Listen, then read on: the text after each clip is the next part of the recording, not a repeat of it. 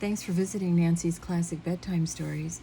Tonight's classic read from The Greatest Adventures of Sherlock Holmes by Sir Arthur Conan Doyle, and this is on the Great Alkali Plain, Chapter 1. In the central portion of the great North American continent, there lies an arid and repulsive desert, which for many a long year served as a barrier against the advance of civilization. From the Sierra Nevada to Nebraska, and from the Yellowstone River in the north to the Colorado upon the south, is a region of desolation and silence.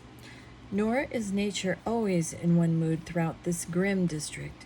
It comprises snow-capped and lofty mountains and dark and gloomy valleys.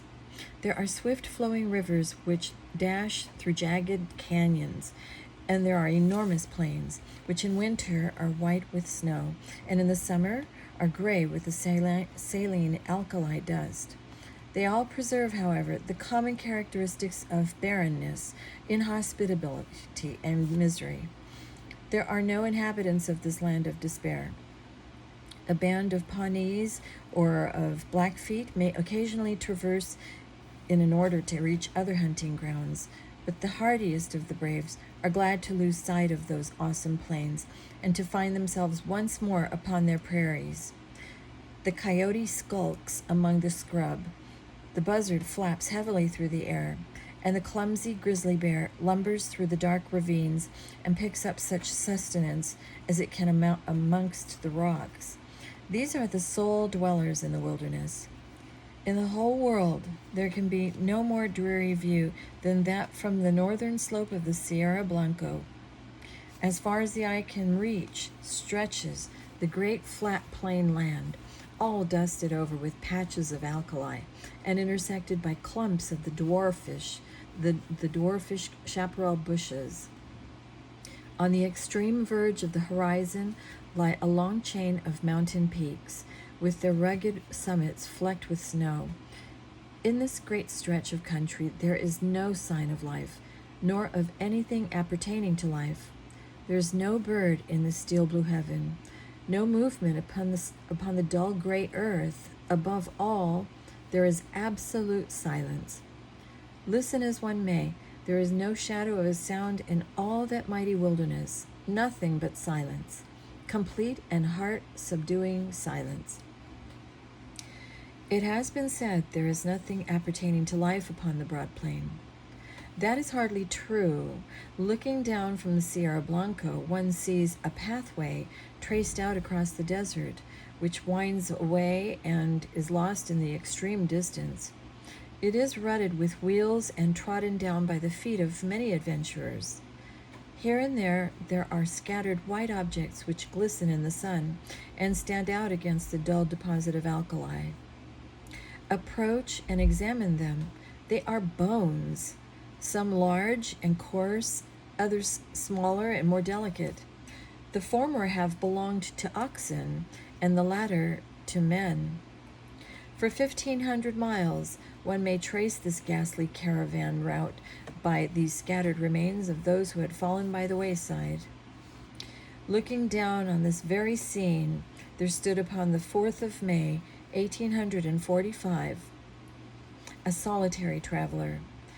His appearance was such that he might have been the very genius or demon of the region.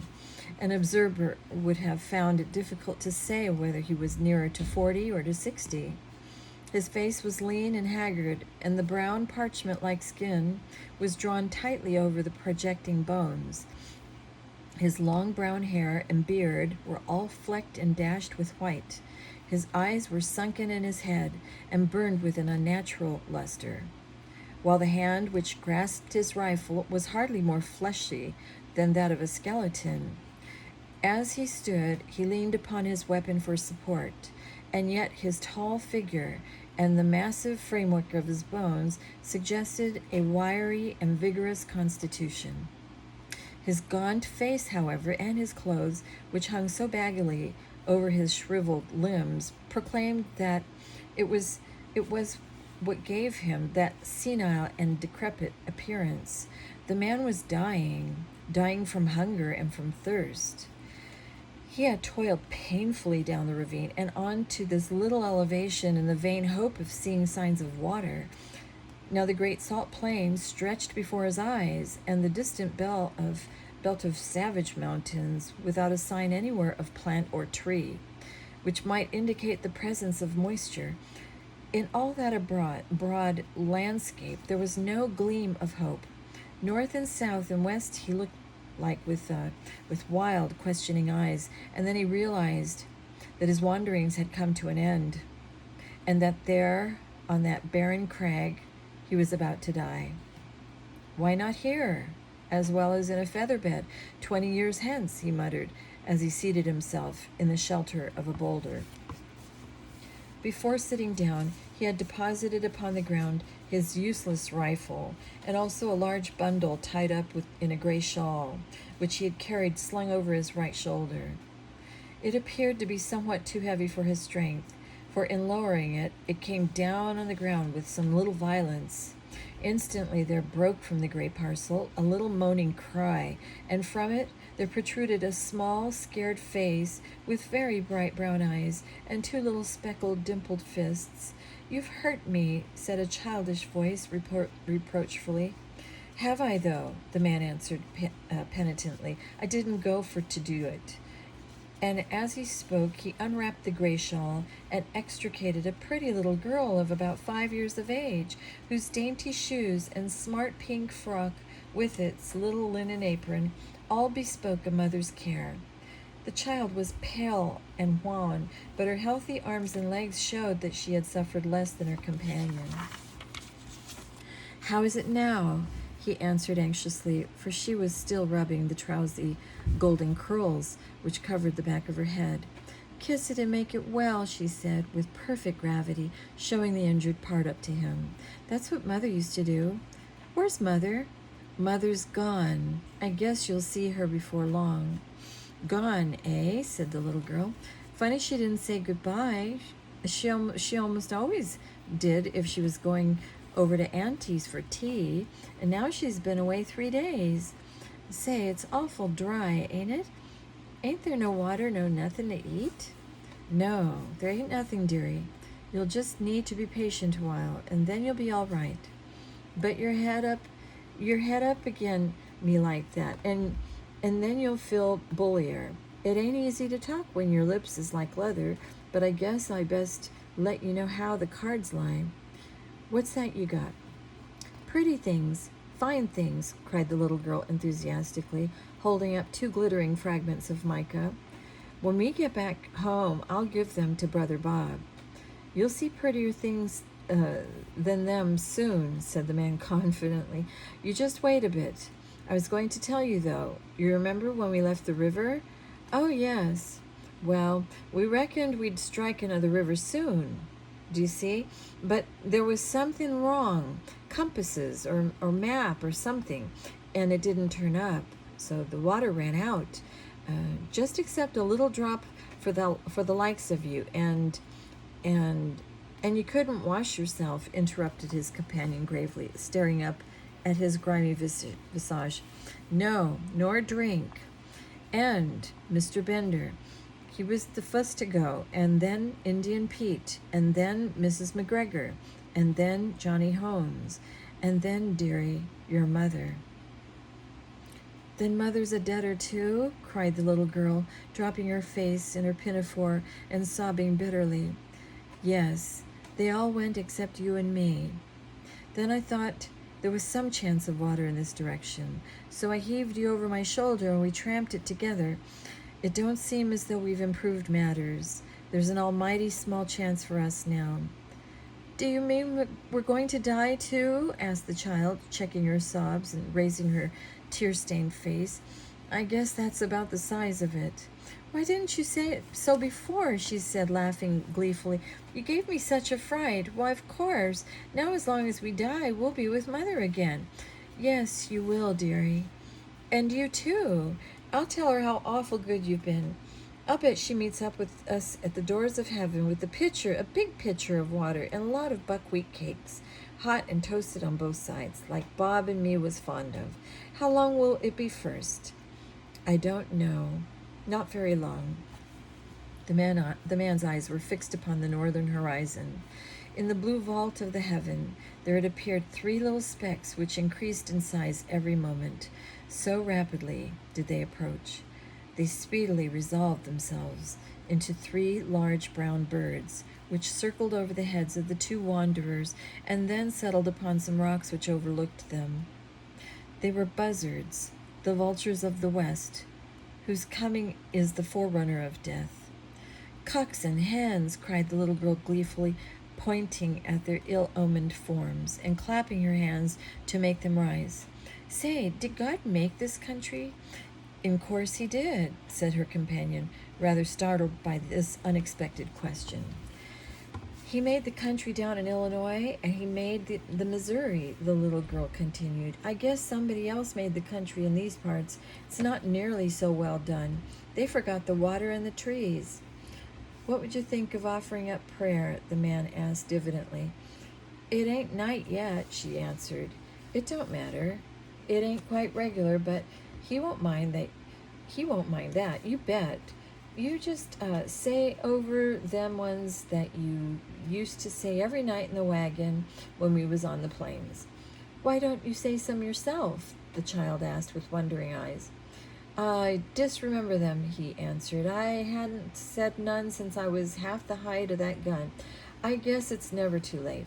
You say them out, and I'll stand by and come in on the choruses. Then you'll need to kneel down, and me too, she said, laying the shawl out for that purpose. You've got to put your hands up like this. It makes you feel kind of good. It was a little sight, a strange sight, and there'd been anything but the buzzards to see it. Side by side on the narrow shawl knelt the two wanderers, the little prattling child and the reckless-hearted adventurer. Her chubby face and his haggard, angular visage were both turned up to the cloudless heaven in heartfelt entreaty to that dread being with whom they were face to face, while the two voices, the one thin and clear, the other deep and harsh, united in the entreaty for mercy and forgiveness. The prayer finished, they resumed their seat in the shadow of the boulder until the child fell asleep, nestling upon the broad breast of her protector. He watched over her slumber for some time, but nature proved to be too strong for him. For 3 days and 3 nights he had allowed himself neither rest nor repose. Slowly the eyelids drooped over the tired eyes, and the head sunk lower and lower upon the breast, until the man's grizzled beard was mixed with the gold tresses of his companion, and both slept the same deep and dreamless slumber. Had the wanderer remained awake for another half-hour, a strange sight would have met his eyes.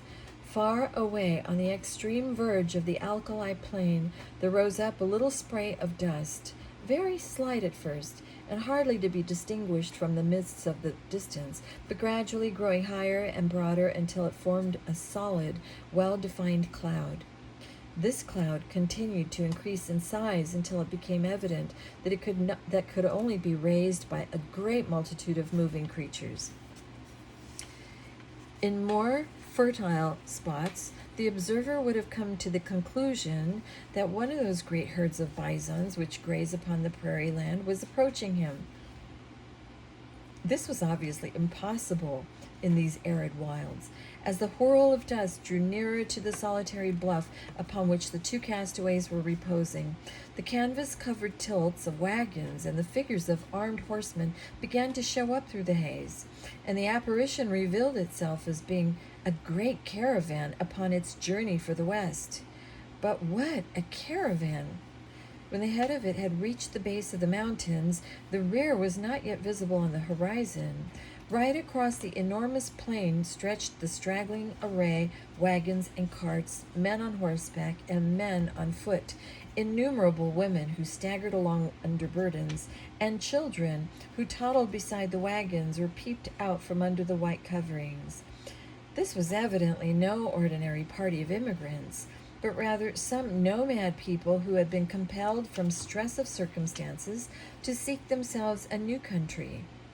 There rose through the clear air a confused clattering and rumbling from this great mass of humanity, with the creaking of wheels and the neighing of horses. Loud as it was not sufficient to rouse the two tired wayfarers above them. At the head of the column there rode a score of more of grave, iron-faced men, clad in somber homespun garments and armed with rifles. On reaching the base of the bluff, they'd halted and held a short council among themselves. "The wells are to the right, my brothers," said one, a hard-lipped, clean-shaven man with grizzly hair. "To the right of the Sierra Blanco."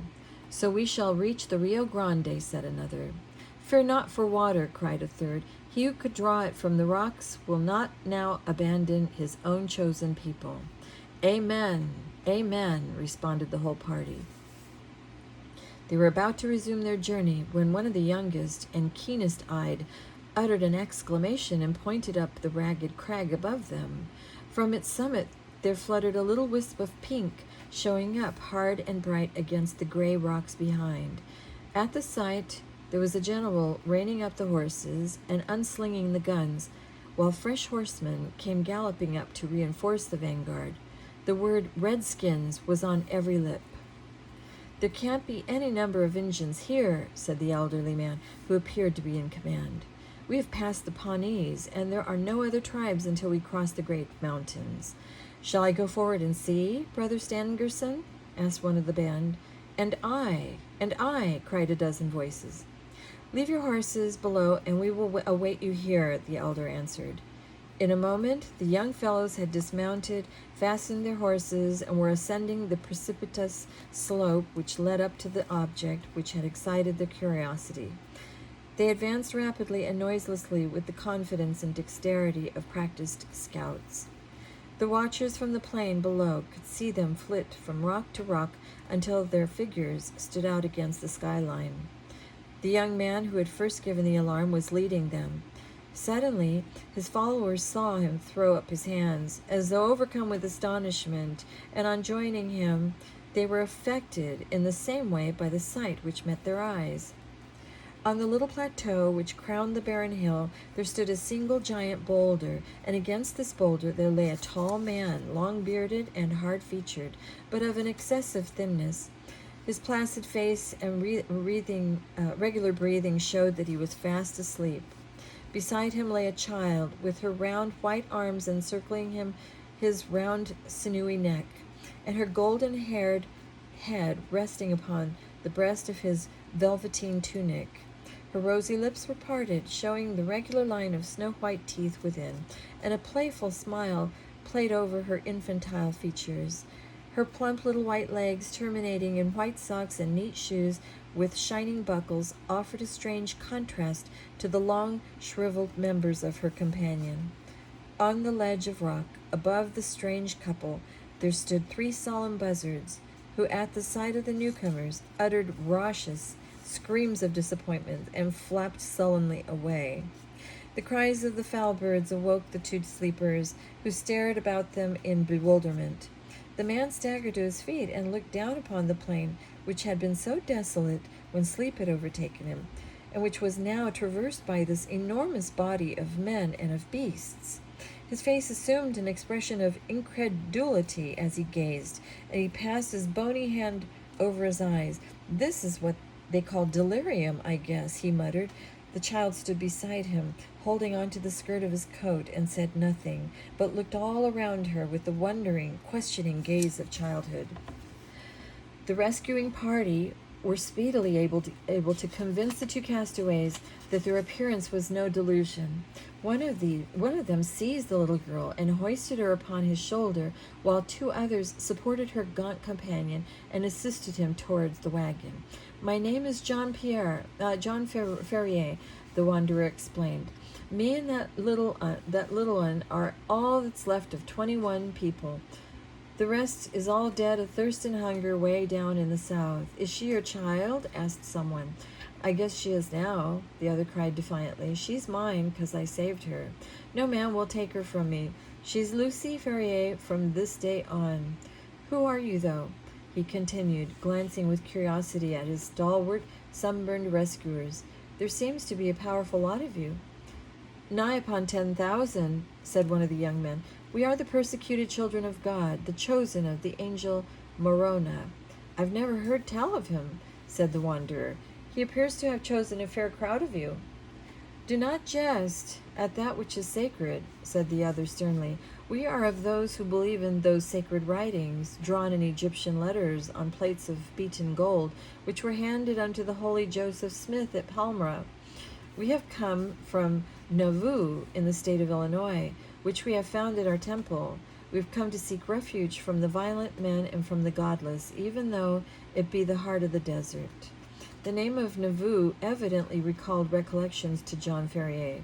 I see, he said, you are the Mormons. We are the Mormons, answered his companions with one voice. And where are you going?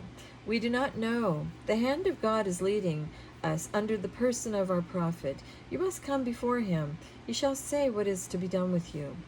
They had reached the base of the hill by this time, and were surrounded by crowds of the pilgrims, pale-faced, meek-looking women, strong, laughing children, and anxious, earnest-eyed men. Many were the cries of astonishment and of commiseration which arose from them when they perceived the youth of one of the strangers and the destitution of the other. Their escort did not halt, however, but pushed on, followed by a great crowd of Mormons, until they reached a wagon which was conspicuous for its great size and for the gaudiness and smartness of its appearance. 6 horses were yoked to it, whereas the others were furnished with 2, or at most 4 apiece. Beside the driver there sat a man who could not have been more than 30 years of age, but whose massive head and resolute expression marked him as the leader. He was reading a brown-backed volume, but as the crowd approached, he laid it aside and listened attentively to an account of the episode. Then he turned to the 2 castaways. If we take you with us, he said in solemn words, it can only be as believers in our own creed. We shall have no wolves in our fold. Better far that your bones should bleach in this wilderness than that you should prove to be a little speck of decay which in time corrupts the whole fruit. Will you come with us on these terms? Guess I'll come with you on any terms, said Ferrier, with such emphasis that the grave elders could not restrain a smile. The leader alone retained his stern, impressive expression. Take him, Brother Stangerson, he said. Give him food and drink, and the child likewise. Let it be your task also to teach him our holy creed. We have delayed long enough. Forward, on to Zion. On to Zion, cried the crowd of Mormons, and the words rippled down the long caravan, passing from mouth to mouth until they died away in the dull murmur in the far distance. With a crackling of whips and a creaking of wheels, the great wagons got into motion, and soon the whole caravan was winding along once more. The elder to whose care the 2 waifs had been committed led them to his wagon, where a meal was already waiting them. You shall remain here, he said. In a few days you will have recovered from your fatigues. In the meantime, remember that now and forever you are of our religion. Brigham Young has said it, and he has spoken with the voice of Joseph Smith, which is the voice of God.